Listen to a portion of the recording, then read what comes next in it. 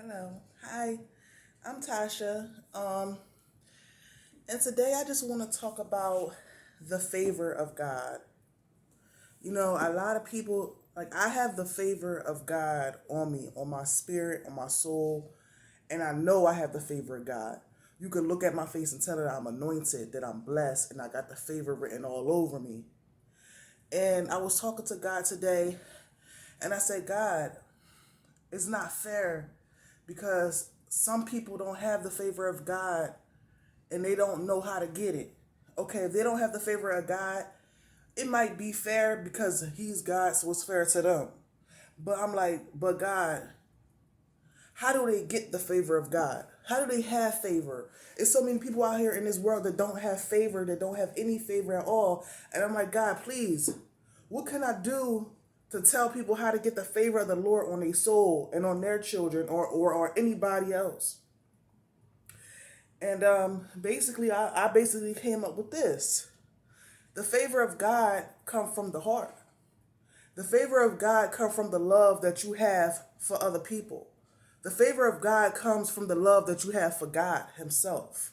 You got to have a certain type of love to have the favor of God. Not anybody could just have the favor of God. Some people could be blessed and highly favored, but not all people is blessed and highly favored. Some people was just blessed. So my thing is I'm like, okay, how do I break this down? Like for example, it's a story in the Bible with the two women, Oprah, I forgot to say her name, Oprah and Ruth. Basically, they left the city of Moab to escape the famine, and they married two men. Now, the two men that they married, they wound up passing away. And when these two men passed away, you know the story of Ruth and Naomi. So they wound up taking care of their mom, which name was Naomi. Ruth had stayed, and the other girl, Oprah, had left. See, the girl, the girl Ruth or whatever, she had favor of God because she had an unconditional love for her husband, her deceased husband's mother. And since God seen, just because her husband passed away, she still wanted to follow her family. She still wanted to go and take care of her, which led God to have favor on her and blessed her with soon to be Boaz, which was her new husband and a new family, because she had a certain type of love. She had an unconditional love. She said, "No, I took care of you when your son was here, and I'm going to take care of you now that he's not here." We didn't ask for him to leave. And Naomi begged the mom. Naomi begged her to leave. She begged her. She said, "Please leave. Are you like, is something wrong with you? I don't have no more sons to give you. You can't give me no more sons. You can't give. I can't give you no more husbands. I don't have my. I'm older. I can't have no more kids. You're young. You need to go out and move on so you can have another family." And she said, "No, you are my family. You been was my family, and you're going to continue to be my family after death." And that was the favor that God seen and blessed, and then He blessed her with that husband named Boaz because of the unconditional love that she has. Now, you guys got to understand, is a certain type of unconditional love that you got to have for the people. Like if a person hurt you 10, 15 years ago and you still feel some type of way, I used to be like that. You repent and you pray and say, "God, forgive me. Forgive me for being mad at them. I know they hurted me years ago, but I don't want to have no anger in my heart." Now you don't have to call them up and say, "Hey, what's up? I'm sorry for what happened in the past." The true way to forgive somebody is just to simply don't have no hate in your heart against them. Don't have no malice in your heart against them. You don't have to go up to them and be fake or be like, "Oh, hey, what's up?" You know what I'm saying? "I ain't see you in a long time." Knowing that you still don't care for that person.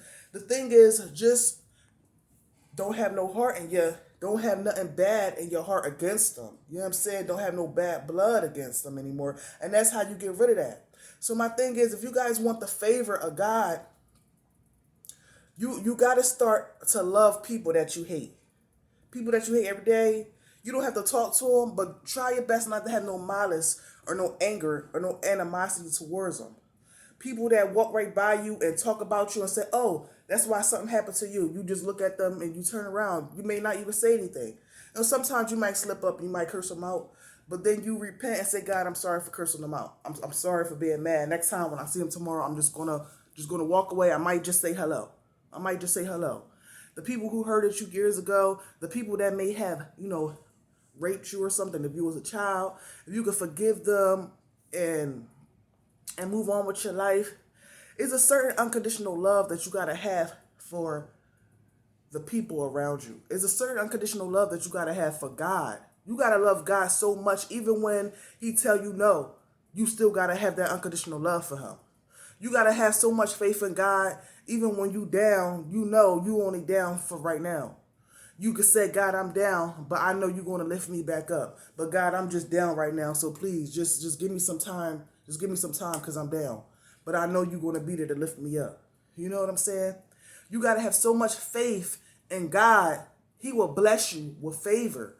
That's how you get the favor. Anybody can be blessed, okay? Anybody could be blessed, but not everybody can be favored. Not everybody's His favorite. So you are looking at one of God's favorites. I am He favors me in so many directions because I love Him in so many ways. I literally gave up everything. I gave up my feelings, my emotions. I don't do anything unless I ask Him first, type thing. Like I would go crazy if I don't ask Him. He's my mother and my father. You know what I'm saying? I love Him with my whole heart, no matter what. It's to the point where I remember, when I didn't have a place to stay, when I didn't have a place to live, I was still blessed. I was still happy because I know God was still there with me. But it was to the point where if I was to lose my place now or something like that, I would still love the Lord. I would still be happy because I know that He will bless me again in the same ways that He blessed me already. I remember when I was sitting on the floor a couple years ago crying. And I did just like this. I got on my knees. I said, God, please. I said, please, Jesus, help me. I don't want to be here. I don't want to depend on nobody or a man to help me pay my rent. God, I want you to help me pay my rent. I want you to help me, Lord. And I cried with so many tears that day. Like you got to get on your knees and cry like as if you really mean it. You know what I'm saying? Some people cry to God, but really you just whining to God. Don't whine to Him. You cry out to Him that one time, and then you keep it moving as if He did it already. You keep it moving as if the work is done. And then, boom. Next thing you know, a couple months later or a year later, I'm on my own, taking care of myself without any help from a man. And I'm only able to do this because of God's help. I would have never been able to do this with just me alone. You know what I'm saying? So the favor that I have on God is me knowing that He always going to be there for me. Just knowing that He always going to be able to do things for me even when I don't see it. So sometimes you might doubt God, and that's normal. That's normal because we are human beings. So you're going to doubt Him sometimes. But in the midst of your doubt, just know in the back of your head, He's still going to complete His work.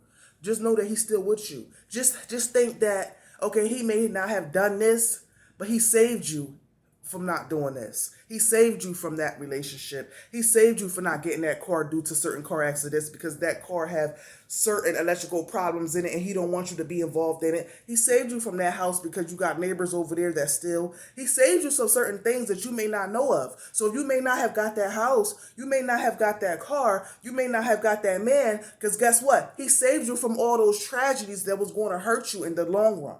So just know that. Just know that if God don't bless you with certain things, He really just saving you from certain things. In the back of your mind, you got to know that He is saving you. He's trying to help you. He's trying to preserve you for the right things to come. Now you keep on pushing. You keep on going forward and just know that the right things will come when it's time. Just know, no, God got something better for me, and you keep on working at it. See, the thing wrong about certain people, we say, oh, God got something better for me, and that's it. And then we don't do it nothing on our end. No, you got to say, God got something better for me. And you go work and you go get it. God bless those who bless themselves. God help those who help themselves. So see, if He see you helping yourself, if He see you trying to help yourself, He going to try to even more to help you even more. You know what I'm saying? God bless the diligent hands. The lazy hands, the people who sleep, is the people who slumber. You lose out on money. God bless the diligent people. See, like I could have just laid on that floor and prayed and said, "Oh God, I need help," and then still kept doing what I'm doing, still kept not working, or still kept not doing stuff. No, I said, "God, I need help." Then I went out and I did what I had to do, and He did the rest. He was just there with me. You know what I'm saying? Like we depend on God in certain ways. God is not a human. God is not a human. He is a spirit. You know what I'm saying? So we got to do the human form by moving our feet, but He's going to be in our spirit by keeping us pumping. You know what I'm saying? So we can't just fall short and say, oh, He going